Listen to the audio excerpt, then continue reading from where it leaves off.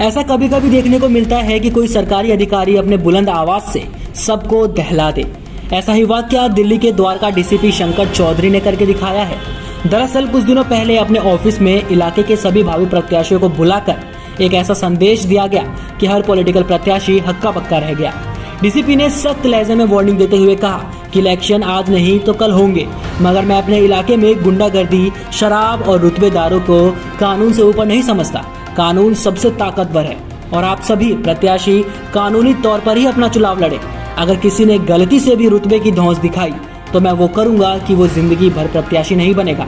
इसी बीच सभा में कुछ लोग खड़े होकर कानून पर सवाल करने लगते हैं और पुलिस को कोसते हुए कहते हैं कि क्या पुलिस के नाक के नीचे से शराब, गांजा, ड्रग नहीं बिकता? आप क्यों नहीं संज्ञान में लेते? बस फिर क्या था? डीसीपी आग बबूला हो गए और सभी एसएचओ को इंस्ट्रक्शन देते हुए कहा कि 21 तारीख तक ये सभी शिकायतें संभल जानी चाहिए। इतना ही नहीं, डीसीपी ने सभी थानाधिकारियों को ये भी कह डाला कि गलत करना गलत है, उस पर पर्चा दर्ज करो। मेरे इलाके में कानून का राज रहेगा, माफिया का राज नहीं। क्या है पूरी खबर? देखिए सिटी एक्सप्रेस की एक खास रिपोर्ट। द्वारका जिले में ऑपरेशन वर्चस्व के तहत यहाँ पर ये कोशिश की जा रही है कि किसी तरीके का भी रंगदारी, फिरौती, वसूली या जो दादागिरी चलती है वो ना हो, और इसी दिशा में लोकल पुलिस का एक अच्छा प्रयास हमारे सामने आया है। हमें ये शिकायत थी बहुत जगहों से कि द्वारका सब डिवीज़न में जो द्वारका के अलग अलग पॉकेट्स में जो मार्केट्स हैं वहाँ पर पार्किंग को लेकर बहुत रंगदारी चलती है। वहाँ पे क्या होर्डिंग्स लगने हैं, कितने गाड़ियाँ पार्क होनी हैं, और अगर पार्क होनी है तो इसमें कुछ एंटी सोशल एलिमेंट्स आकर इसमें रंगदारी करते थे कि अगर तुम इतना पैसा दोगे तब जाके लगने देंगे। जो ये शिकायतें बार बार मेरे पास आ रही थी और हम एक पुख्ता तलाश में थे कि ऐसा कोई बंदा हमें मिले, क्योंकि बार बार शिकायत बड़ी जनरल नेचर की होती थी, कोई स्पेसिफिक जानकारी नहीं होती थी। 11 तारीख को हमारे पास एक कॉल आती है और मैं आपके माध्यम से यह अनुरोध करूंगा कि इस तरीके के जितने भी बदमाश हैं उनके खिलाफ कॉल करें। हम एक्शन लेंगे जो हमने लिया है, और शायद ये द्वारका ज़िले में पहली बार ऐसा एक्शन हुआ है। ये इनको मैसेज देना है कि ये रंगदारी, फिरौती, ये बदमाशी, ये जो ठेकेदारी सिस्टम है इसको बंद करें, वरना द्वारका जिला पुलिस इनके साथ कानून संगत, न्याय संगत तरीके से बहुत सख्ती और कठोरता से पेश आएगी। यहाँ पर 2 बदमाश थे। उसी पार्किंग में एक अटेंडेंट था जो जिंद हरियाणा का रहने वाला था, 20 साल उसकी उम्र है, कमल नाम है उसका। उसमें सेक्टर 6 के मार्केट में ये पार्किंग अटेंडेंट का काम करता था। तो इसको पूरे पार्किंग के इलाके की टोपोग्राफी और मार्केट की टोपोग्राफी और लोग कौन कौन पैसा दे सकते हैं पूरी जानकारी थी।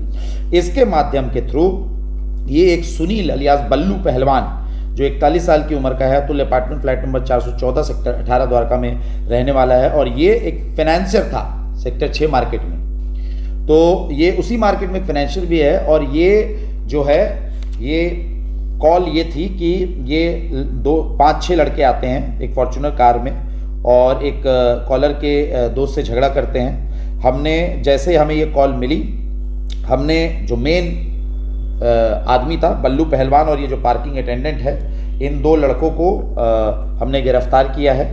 और इन पर आरोप ये था, एलिगेशन ये था कि 10,000 रुपया मांगते थे कि वहाँ पे अगर होर्डिंग लगाना है सेक्टर 6 के मार्केट में तो वो इनको पैसा देंगे तब जाके लगेगा। मेरे आदेश पर 387, 323, 341, 506, 34 एक्सटॉर्शन का मुकदमा, फिरौती का मुकदमा इन पर दर्ज किया गया और इनको जेल के सलाखों के पीछे भेजा गया है। आपके माध्यम से मैं यही अनुरोध करूंगा कि बस इन्हीं शब्दों के साथ मैं अपना संबोधन खत्म करूंगा और उम्मीद करूंगा कि आने वाले इलेक्शन के पहले आप सबके सहयोग से एक शांतिपूर्ण इलेक्शन हो। डिस्टर्बेंस मत करना भैया, वरना कार्रवाई इतनी सख्त होगी कि सही में आप भी पूछ जाओगे ऐसा तो पहले नहीं हुआ था, क्योंकि धाराओं का मैं खिलाड़ी हूं। ऐसी धाराएं निकालूंगा ना जो आप सोचे नहीं होगे। तो प्लीज शांतिपूर्ण इलेक्शन से करो, बढ़िया, हम आपका पूरा सहयोग करेंगे। और इलेक्शन के पहले ये जो समाज की सफाई है, गलियों की सफाई है, इसमें हमारा थोड़ा सहयोग करो, हमारी मदद करो।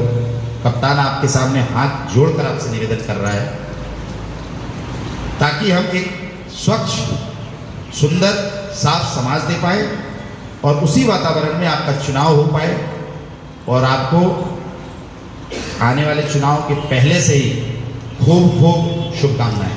धन्यवाद। क्वेश्चन पर करूं और लगभग 3.5 साल पहले मैंने खुद शराब पकड़वाई जेट ब्लॉक खाटू श्याम मंदिर पे। वहाँ के बीट ऑफिसर, वहाँ के SHO सभी आए और लोकेशन से शराब पकड़ ली गई। उसके 3 दिन बाद फिर वहीं पे दोबारा से बिक्री शुरू हो गई। मैंने कापसहेड़ा SDM को इसके लिए लेटर दिया क्योंकि मेरे को लगा कि पुलिस कार्रवाई नहीं कर रही, और मैं मानती हूँ बीट ऑफिसर को एक चीज का पता होता है, एक चीज का। परफेक्ट। ठीक है। मैं रहता हूँ द्वारका भी।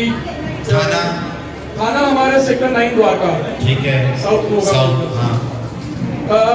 हमारे जो बाकी समस्याएं लोगों ने बताई है, द्वारका में वैसी कोई प्रॉब्लम अभी तक है नहीं। हाँ। और होपफुली होगी भी नहीं। हाँ। लेकिन सबसे बड़ी प्रॉब्लम क्या है कि यहाँ पे जो व्हाइट कॉलर क्राइम हो रहा है, हाँ। द्वारका सेक्टर 6 की मार्केट में पेड पार्किंग अलॉट किया है MCD ने। ठीक है। DDA ने केवल 1050 स्क्वायर मीटर एरिया अलॉट किया है। हाँ। लेकिन जो पार्किंग एजेंसी है वो हाँ। पूरे इलाके से हाँ। 3,500 स्क्वायर मीटर एरिया से वो लोग पार्किंग चार्जेस जबरदस्ती द्वारका के रेजिडेंट्स और ठीक है। मालिक उठ के आएगा। पार्किंग का जो टेंडर लिया था वो उठ के आएगा। बात आप लिखित में कंप्लेंट दो। ये सर SDO साहब को दिया, SDO साहब से डिस्कशन किया है मैंने। फिर यहाँ की जरूरत क्यों पड़ती? नहीं, मैं इसलिए मैं बता, आप मुझे एक लिखित कंप्लेंट दो। ठीक है। 384 का पर्चा दर्ज करते हैं और बंद करते हैं इसको। और सर जितने भी पार्किंग मालिक, मैनेजर नहीं, मालिक जो उस टेंडर का मालिक है उस मालिक को उठा के लाओ। हाँ। उनकी सबकी वेरिफिकेशन होनी चाहिए, एक बात। दूसरी बात, हमारी जो द्वारका की जो मार्केट्स हैं इसमें बहुत सारे वेंडर्स हैं जिनके बारे में किसी को कुछ नहीं पता। सभी की पुलिस वेरिफिकेशन होनी चाहिए, मेरी आपसे गुजारिश है। सुनो ना, मेरी बात सुनो। वो वेंडर क्या वहाँ पे सेक्टर 6 के मार्केट में लगते हैं?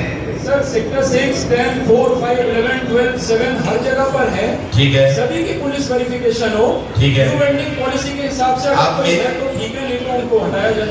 हाँ, अब मेरी बात सुनिए वीरेंद्र, अगली बार मैं कोई भी मार्केट आऊंगा और मुझे वो नहीं कह रहा हूँ कि जो हाथ में चलता हुआ बेचता है उसका तो क्या ही कर लोगे, लेकिन जो वहाँ पे कोई चीज लगा के बेच रहा है, मतलब लगा हुआ लगता है कि ये रोज आता है रोज बेचता होगा, ठीक है, अगर मुझे विदाउट वेरिफिकेशन मिला तो तुमको मालूम है मैं क्या एक्शन लूंगा।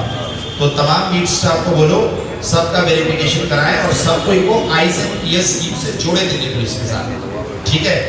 ये कार्रवाई तुम 18 तारीख तक खूब करवाओ, 21 तारीख को एक बार फीडबैक लेंगे, क्योंकि वेरिफिकेशन लोगे तो पब्लिक को पता चलेगा, इलाके में खबर फैलेगी कि वेरिफिकेशन हो रहा है। ई-बीट बुक पे लो, आईज एंड ईयर्स स्कीम के साथ जोड़ो। तो मधुकर, मनीष, तो 2 रिक्वेस्ट है, निवेदन है, हाथ जोड़कर निवेदन है।